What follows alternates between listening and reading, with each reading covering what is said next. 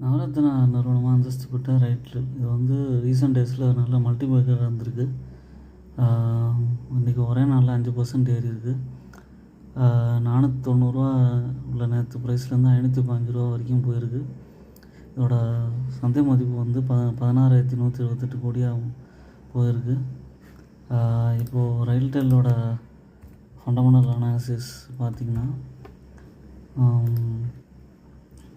15.2% ஒரு 200 ரேஞ்சில் இருந்தது வந்து பார்த்திங்கன்னா நல்லா ஏறி 500 ரேஞ்சுக்கு போயிருக்கு. இது கண்டிப்பாக வந்து லாங் டேர்மில் 600 போக வாய்ப்பு இருக்குது.